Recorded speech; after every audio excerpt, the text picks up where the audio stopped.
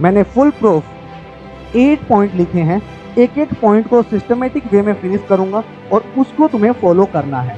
वो कौन सी 8 मिस्टेक्स हैं जो बच्चा अब अगले 8 मंथ में अपनी प्रिपरेशन में हार्ड वर्क तो पुट करता है, स्मार्टली उन चीज़ों को अप्रोच नहीं करता, जिस वजह से उसके रिजल्ट उस अकॉर्डिंग नहीं आते जो उसे चाहिए, राइट। और कुछ ऐसी फॉर श्योर गलतियां जो एक कॉमन लर्नर करता है, इसीलिए एक कॉमन और टॉपर के बीच में वो डिफरेंस क्रिएट हो जाता है और उसी डिफरेंस के चलते जो टॉपर है वो 99 और 100 परसेंटाइल ले आता है उसी टाइम पीरियड में, उसी टीचर से पढ़ के, उसी इंस्टीट्यूट से पढ़ के, वही नोट्स फॉलो करके, सेम मॉक देके। स्टॉप स्टॉप स्टॉप गाइज, अगर तुम ये मिस्टेक्स कर रहे हो, ये 8 मिस्टेक्स अगर तुम कॉमनली कंटिन्यूसली कर रहे हो, तो तुम लोगों का इस साल क्वांट का पेपर तो नहीं निकल रहा।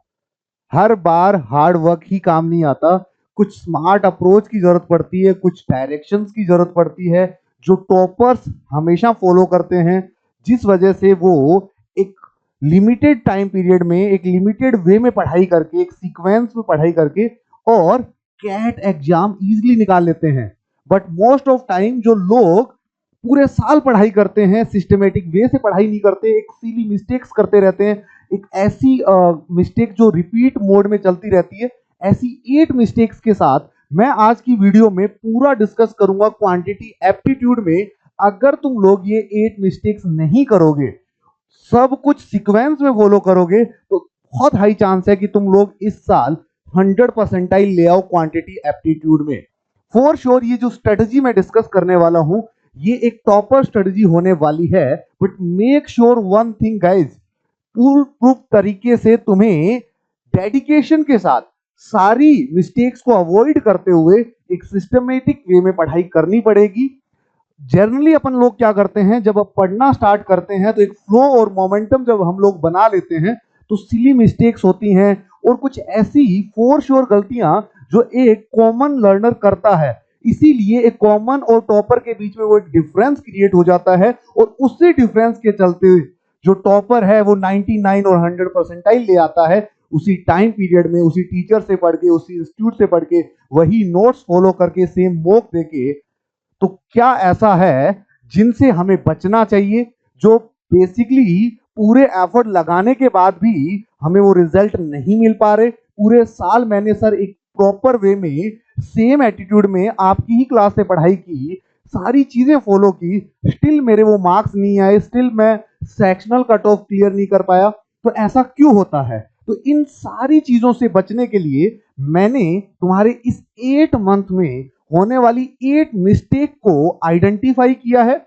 ये पिछले 4 to 5 ईयर से जब मैं पढ़ा रहा हूं अनअकैडमी पे, तब से लेके आज तक ऑनलाइन लर्निंग में सबसे ज्यादा एरर बच्चे क्या करते हैं, जिस वजह से एक ही जगह से पढ़ने वाला बच्चा एक टॉपर बन जाता है और एक का सेक्शनल कट ऑफ भी क्लियर नहीं होता। तो इन दोनों चीजों से बचने के लिए आज की फुल प्रूफ स्ट्रेटजी में लास्ट तक बने रहना। एक एक पॉइंट पे अगर तुम लोग फोकस करोगे तो फॉर श्योर तुम्हें रिजल्ट दिखेंगे। Even within a week तुम्हें ये चीज रियलाइज होगी कि इस वे में अगर मैं पढ़ाई करूंगा क्वांटिटी एप्टीट्यूड की, तो मैं इजिली ये सब्जेक्ट क्रैक कर सकता हूं। मैटर नहीं करता कि तुम मैथमेटिक बैकग्राउंड से हो, नॉन मैथमेटिक बैकग्राउंड से हो, रिपीटर हो, वो सारी चीजें मैंने इस वीडियो में इंक्लूड की है। लास्ट तक बने रहना। उससे पहले, उन चीजों से पहले, अनअकैडमी पे एक शानदार बैच तुम लोगों के लिए आया है, crack CAT 2025, 17,999 limited time period का ये ऑफर है। टुमारो ये खत्म होने वाला है। You can use my code रवि09 या कोड अनलॉक यूज करो। पूरी टीम तुम्हारे लिए स्क्रीन पे आ जाएगी। तुम चाहो उस एजुकेटर से क्वांट, एलआरडी, वीआरसी पढ़ सकते हो। सिस्टमेटिक वे में तुम्हें मॉक मिलेंगे, सेक्शनल मिलेंगे, इवन तुम्हें इसमें प्रॉपर गाइडेंस मिलेगी, मेंटोरशिप मिलेगी, और साथ में इंडिया के वो एजुकेटर जो ऑलरेडी अच्छे स्कोर कार्ड दे चुके हैं, ऑलरेडी 100 परसेंटाइल प्रोड्यूस कर चुके हैं, वो तुम्हें लाइव मिलेंगे, रिकॉर्डेड भी उनकी क्लासेस तुम्हें मिलेगी। तो सब कुछ इतने प्राइस में कहीं नहीं, सिर्फ अनअकैडमी पे तुम्हें मिल रहा है। तो राइट नाउ एनरोल कर लेना। अब आते हैं अपन वापस अपने मुद्दे पे, जिस पे अपना डिस्कशन स्टार्ट था। मैंने फुल प्रूफ 8 पॉइंट लिखे हैं। एक एक पॉइंट को सिस्टमेटिक वे में फिनिश करूंगा और उसको तुम्हें फॉलो करना है। वो कौन सी 8 मिस्टेक्स हैं जो बच्चा अब अगले 8 मंथ में अपनी प्रिपरेशन में हार्डवर्क तो पुट करता है, स्मार्टली उन चीजों को अप्रोच नहीं करता, जिस वजह से उसके रिजल्ट उस अकॉर्डिंग नहीं आते जो उसे चाहिए, राइट। तो lack of structured study plan, इस बात का मीनिंग क्या है? सर कहते तो सब हैं कि स्ट्रक्चर्ड होता क्या है? देखो, स्ट्रक्चर्ड स्टडी प्लान जो है ना, सबके लिए अपने पॉइंट ऑफ व्यू से अलग अलग हो सकता है। जैसे तुम मैथ्स बैकग्राउंड से हो तो तुम्हें मैथ्स के जो टॉपिक 10th 12th में जो तुमने पढ़े थे उससे रिलेटेड क्वेश्चंस करोगे तो इजीली चीजें समझ में आ जाती हैं। कुछ बच्चे जो नॉन मैथ्स हैं उनको टाइम लगता है, तो अपना एक प्लान आइडेंटिफाई करो। जैसे मैथमेटिक में 5 पिलर हैं या फिर 5 मॉड्यूल बोलूं, जिसमें सबसे इंपॉर्टेंट है अर्थमेटिक, फिर उसके बाद आता है एलजेब्रा, फिर आता है ज्योमेट्री, फिर नंबर सिस्टम और मॉडर्न मैथ। तो तुम्हें सबसे पहले अर्थमेटिक और एलजेब्रा पे अपनी कमांड को धीरे धीरे इंक्रीज करना है। जरूरी नहीं है कि तुम्हारे टीचर की जो स्पीड है वो स्पीड तुम्हारी हो, बट मेक श्योर कि जो भी पढ़ो वो तुम्हें आना चाहिए। मोस्ट ऑफ टाइम बच्चे क्या गड़बड़ करते हैं, इस स्टडी प्लान के पॉइंट ऑफ व्यू से वो स्पीड मैच करने की कोशिश करते हैं जो टीचर की चल रही होती है या बैच की चल रही होती है। जरूरी नहीं है कि तुम्हारा दिमाग उतना जल्दी ही स्ट्राइक करे, उतना जल्दी ही तुम्हें चीजें समझ में आए। इसलिए खुद का प्लान खुद बनाओ। अगर क्लास पढ़ ली उसके बाद नहीं समझ में आ रही, रिवाइज करो। जब तक एक टॉपिक ढंग से फिनिश ना करो उसके बाद दूसरे पे मूव करो, फिर तीसरे पे मूव करो। मोस्ट ऑफ टाइम बच्चे क्या करते हैं, सिलेबस पढ़ तो सारा लिया, आता कुछ नहीं है। तो वहां पे तुम्हें एक ऑब्जेक्टिव एग्जाम है, क्वेश्चन सही करने के मार्क्स है, एक्यूरेसी के नंबर है। तो मैटर नहीं करता कि तुमने कितना सारा पढ़ा है, मैटर करता है तुम्हें आता कितना है। इसलिए अपने प्लान खुद बनाओ, ठीक है। एक क्या होता है, कंसिस्टेंसी हम लोग कहीं ना कहीं मिस करते हैं, रेगुलरिटी के साथ पढ़ाई नहीं करते। अब क्या है, जनवरी में सब्सक्रिप्शन ले लिया, फरवरी में ले लिया, कोई मार्च में लेगा, कोई फेब में लेगा, कोई इन फ्यूचर जून में लेगा। जब भी तुम सब्सक्रिप्शन लो या फिर जहां से भी तुम पढ़ाई करो, सेल्फ स्टडी करो, यूट्यूब से करो, मेक श्योर वन थिंग, ये चीज आइडेंटिफाई मत करो कि 7 to 8 आवर पढ़ूंगा, 10 आवर पढ़ूंगा, 12 आवर पढ़ूंगा। स्टार्टिंग में मोटिवेशन रहता है, 2-3 दिन तुम बहुत अच्छे से पढ़ाई कर रहे होते हो, फिर आफ्टर दैट ऐसा कोई इवेंट आ जाता है, कोई बर्थडे पार्टी आ जाती है, कोई फंक्शन आ जाता है, कोई एग्जाम आ जाता है, तो हमारा वो मोमेंटम ब्रेक हो जाता है। तो तुम्हारा जो प्रिपरेशन प्लान है ना, वो तुम्हारी डेली लाइफ में इन्वॉल्व होना चाहिए। तो तुम्हें मेक श्योर करके रखना है कि जिस दिन से पढ़ाई करूंगा उस दिन से लेके टिल कैट तक एटलीस्ट 30-40 मिनट मैं उस सब्जेक्ट को दूंगा। ये बात ध्यान से सुनना। अगर रेगुलरिटी नहीं है और अगर तुम सोचते हो 1 महीने पढ़ाई कर ली, फिर 1 महीने ऑफ ले लेता हूं, फिर पढ़ लेता हूं, तो हर बार जीरो से स्टार्ट करोगे। जैसे मान लो इतना पढ़ा, फिर 1 महीने का ब्रेक, वापस जीरो, तो तुम इसी जिगजैग में रह, मोस्ट ऑफ लर्नर इसी जिगजैग में रह लेते हैं। अगस्त तक आते आते उन्हें लगता है कुछ आता भी नहीं, कर भी लिया, कॉन्फिडेंस है नहीं, मॉक में स्कोर नहीं आ रहे, और कब वो धीरे धीरे रिपीटर बन जाता है पता भी नहीं चलता। इसलिए मेक श्योर सब्जेक्ट को एटलीस्ट 30 मिनट, यार 24 आवर्स में से 30 मिनट एक सब्जेक्ट को दे सकते हो, एटलीस्ट बोल रहा हूं मैं। उस दिन, जिस दिन तुम्हारा कोई इवेंट में तुम बिजी थे, मान लो कोई कॉलेज का एग्जाम है, कुछ भी रीजन हो, बट एवरी डे 30 मिनट तुम्हें अपने आप को क्वांटिटी एप्टीट्यूड के लिए ट्रेंड करना है। उस ट्रेनिंग में हो सकता है तुम मल्टीप्लिकेशन कर रहे हो, डिवाइड कर रहे हो, कैलकुलेशन पे काम कर रहे हो, स्क्वायर पे काम कर रहे हो, क्यूब पे काम कर रहे हो, अपना जो टॉपिक है उसको रिवाइज कर रहे हो, बट करना रेगुलर बेसिस पे। इसका ना रिजल्ट इंस्टेंट नहीं दिखता, बट 3-4 मंथ अगर तुमने बिना एक सिंगल डे ब्रेक लिया तो तुम्हारा क्वांट का जो लेवल है ना, वो धीरे धीरे धीरे प्रो लेवल की तरफ चला जाएगा। इग्नोरिंग टॉपिक वाइज टेस्ट, देखो बहुत सारे बच्चे क्या करते हैं, जब स्टार्टिंग में टीचर टॉपिक वाइज टेस्ट लेते हैं, इस फोबिया से नेगेटिव आएंगे, जीरो आएंगे, बच्चे क्या सोचेंगे साथ वाले इसको तो कुछ नहीं आता, तो टॉपिक वाइज टेस्ट मिस कर देते हैं। भैया जब भी कोई टॉपिक फिनिश कर लो, या तो टॉपिक वाइज टेस्ट के लिए टीचर को बोलो, अगर नहीं ले रहा तो खुद से सेल्फ क्रिएट करो। अनअकैडमी तुम्हें प्रोवाइड करता है एक ऐसा प्लेटफॉर्म जिसमें तुम टॉपिक का नाम डालो, डिफिकल्टी लेवल डालो और टाइमर सेट करो। सब कुछ तुम अपने अकॉर्डिंग कस्टमाइज कर सकते हो अनअकैडमी पे। चाहे मान लो तुम्हें रेशियो के क्वेश्चंस करने, रेशियो डालो, उसके सब टॉपिक डालो, फिर नंबर ऑफ क्वेश्चन चूज करो, तो तुम अपना कस्टमाइज क्विज भी क्रिएट करके दे सकते हो। और ये जितने लोग इस पे फोकस करेंगे उनके स्कोर कार्ड उतने बेहतर आएंगे। यहाँ एक प्रॉब्लम बच्चा करता है, वो क्या, वो रेगुलर बेसिस पे उन्हीं चीजों के पीछे घुमा रहता है। नोट्स बना लेता हूँ, ऐसे ऐसे स्टडी प्लान बना लेता हूँ, खूब सारे red colour, blue colour, black colour के पेन से लिख लेता हूँ, सुंदरता से पूरा सिलेबस फिनिश कर लेता हूँ। इन सब का इम्पैक्ट सब्जेक्टिव एग्जाम में पड़ता है, जो तुम 10th 12th ग्रेजुएशन में दे रहे हो। ऑब्जेक्टिव एग्जाम में नहीं पड़ता। यहाँ मल्टी चॉइस क्वेश्चन होते हैं, दिमाग कितना चलता है वो मैटर करता है। इसलिए स्टेप को जितना हो सके शॉर्टेस्ट फॉर्म में लिखा करो, जितना हो सके दिमाग चलाया करो। जितना कम पेन चलाओगे सॉल्व करते टाइम, उतना ज्यादा एफिशिएंसी आएगी। हाँ, स्टार्टिंग में जरूर तुम लोगों को एक एक स्टेप लिख के सॉल्व करना चाहिए, बट एक बार अगर तुम्हें वो फ्लो मिल जाए तो मेक श्योर कि वो जो स्टेप बिना पेन चलाए हो सके वो करने की ट्राई किया करो। रिवीजन, मोस्ट ऑफ बच्चे क्या करते हैं, जिस फ्लो में टीचर पढ़ा रहा है या जिस फ्लो में खुद पढ़ रहे हैं उसी फ्लो में पढ़ते रहो। भाई इतने आइंस्टाइन थोड़ा हो कि आज तुमने रेशियो पढ़ा, कल परसेंटेज पढ़ा, फिर सिंपल कंपाउंड इंटरेस्ट पढ़ा, तो पीछे रेशियो गोल हो गया बिल्कुल। तो मेक श्योर कि जो चीज हो गई उसको आइडियली वीकेंड पे सैटरडे संडे एक बार क्विक रिवाइज कर लो, जिसके लिए मैं हाईली रिकमेंड करूंगा फॉर्मूला बुक, जो तुम लोगों को मैं ऑलरेडी प्रोवाइड कर चुका हूं, यहां भी ऐड करवा दूंगा, जिसके अंदर जो टॉपिक हो गया फटाक से उसके 2 पेज रीड कर लो, सो दैट तुम्हें पता चल जाए कि मल्टीप्लाइंग फैक्टर क्या होता है, इंक्रीज क्या होता है, डिक्रीज क्या होता है, सक्सेसिव इंक्रीज क्या होता है, वेट एवरेज क्या होता है, एलजेब्रा में क्वाड्रेटिक इक्वेशन क्या होती है, क्यूबिक इक्वेशन क्या होता है, लॉगरिथम क्या है। तुम लोगों को फॉर्मूले पता हो, प्लस तुम्हें ट्राइंगल का पता हो, सर्किल का पता हो, that's very very important. Silly mistake को इग्नोर करना। बहुत सारे लर्नर्स कहते हैं कि यहां मैं प्लस की वजह माइनस हो गया, मेरा कैलकुलेशन एरर हो गया, मैंने जल्दी से देखा नहीं, और उस मार्क्स को इंक्लूड करके चलते हैं। ये ह्यूमन नेचर है कि 4 क्वेश्चन थे, उसमें से 2 तुम लोगों ने सिली एरर की वजह से गलत कर दिए।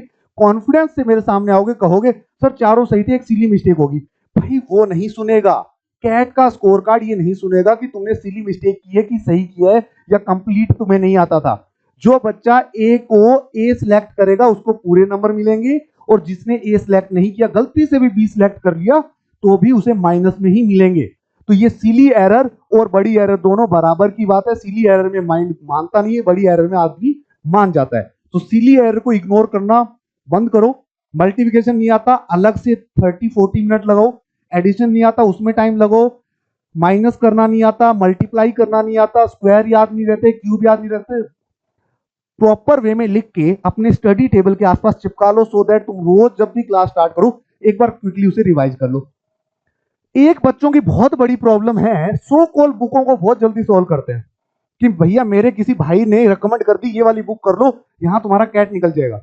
पहली बात तो किसी की रिकमेंडेशन को तब तक मत मानो जब तक तुम्हें खुद को आइडिया नहीं कि पढ़ना क्या है।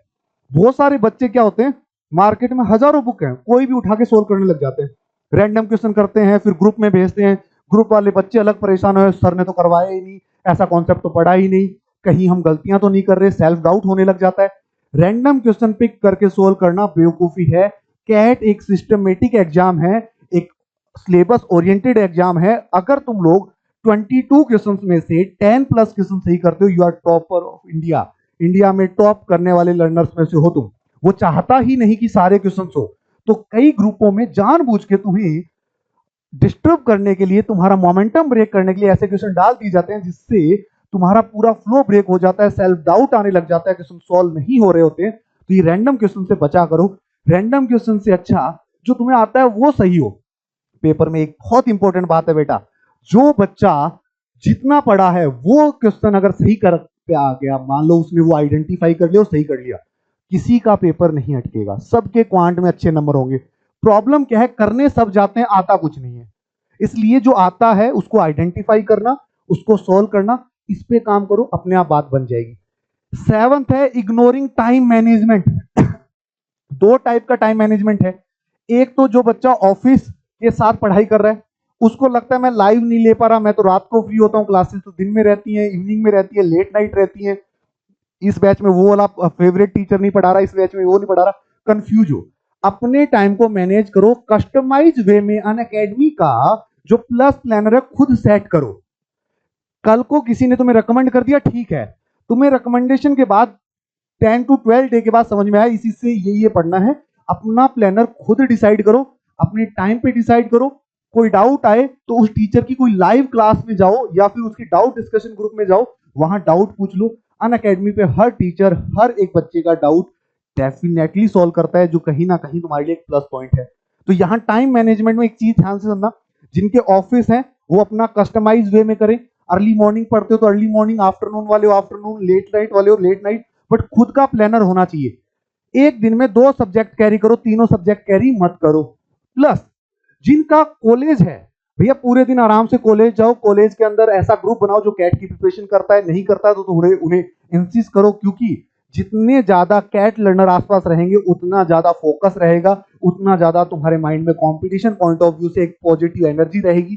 फिर उसके बाद शाम को जब आओ तो अपनी मोस्ट ऑफ एनर्जी कैट के अंदर लगाओ। ये चीजें ना एक दिन से नहीं होंगी, लगातार 100-200 डे करते जाओगे, तब जाके तुम्हें अपने रिजल्ट में उन्हें कन्वर्ट करते हुए नजर आएगा।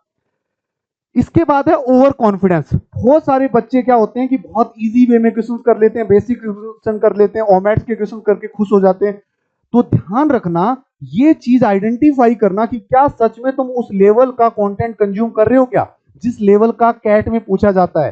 तो इसके लिए सबसे सही एग्जांपल क्या है, 2024 का स्लॉट 1, 2 और 3, कोई एक स्लॉट खुद दे दो जिससे तुम्हें वीआरसी का लेवल, एलआरडीए का लेवल और क्वांटिटी एप्टीट्यूड का लेवल आइडेंटिफाई हो जाएगा। नहीं तो इस ओवर कॉन्फिडेंस में रह जाओगे, मुझे सब आता है, किसी और की गाइडेंस की जरूरत नहीं है। सेल्फ जाके चेक करो, 2024 या 23 का कोई एक पेपर लगाओ, 2 आवर का टाइमर जिसमें 40 मिनट ईच पे लगा के देखो। मैं ये नहीं कह रहा नंबर कितने आते हैं, बट तुम लोग जब रीड कर रहे हो, क्वेश्चन रीड कर रहे हो, उनकी लेंथ रीड कर रहे हो, उनका लेवल रीड कर रहे हो, तो ऑटोमेटिकली थोड़ा आइडिया हो जाएगा कि भैया ऐसा सा पेपर आता है, इससे एक अच्छा लेवल ही आएगा 25 में, नीचे तो जाने वाला नहीं है। ठीक ठाक लेवल का पेपर आता है तो पढ़ाई भी ठीक ठाक लेवल पे करनी है, ना तो रैंडम क्वेश्चंस करने, ना ही बहुत ज्यादा इजी करने की पूरे दिन इजी करते जा रहे हो। दूसरी चीज, बहुत सारे बच्चे अपने कॉन्फिडेंस के लिए वही चीज कर रहे होते हैं जो उन्हें अच्छी लगती है। तुम्हारा अच्छा लगना और कैट में आना दोनों में रात दिन का फर्क है। तो हमेशा पढ़ाई उस चीज की करो जो आने वाली है, तुम्हें अच्छी लगती है, उससे फर्क नहीं पड़ता। किसी को क्वांट अच्छा लग रहा है, पूरे दिन क्वांट पढ़ रहा है, एलआरडी अच्छा लग रहा है, एलआरडी पढ़ रहा है, वीआरसी अच्छा लग रहा है, वीआरसी पढ़ रहा है, नहीं, बैलेंस बना के रखो, क्योंकि तीनों का सेक्शनल कट ऑफ मैटर करता है। इसलिए प्रॉपर एक लेयर ऑफ कॉन्फिडेंस और लेयर ऑफ ओवर कॉन्फिडेंस, इसके बीच की जो लाइन है उसको क्रॉस मत करो। कॉन्फिडेंस एक होता है कि हाँ रेगुलर मैं कर रहा हूं, अच्छा करूंगा, ओवर कॉन्फिडेंस है कि मैं करके ही आ जाऊंगा। उसमें एक प्रॉब्लम होती है कि तुम लोग आइडेंटिफाई नहीं कर पाओगे कहां स्टैंड करते हो।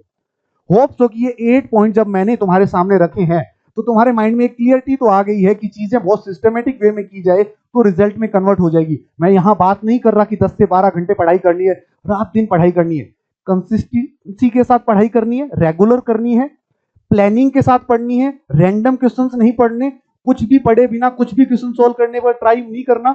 बहुत सारे लोग जो मैथ्स बैकग्राउंड से, उनके साथ ये प्रॉब्लम होती है कि कोई प्रॉब्लम आ जाती है उनका ईगो हर्ट हो जाता है। भाई ईगो से काम नहीं चलेगा, यहाँ एग्जाम ओरिएंटेड पढ़ाई करना बहुत जरूरी है।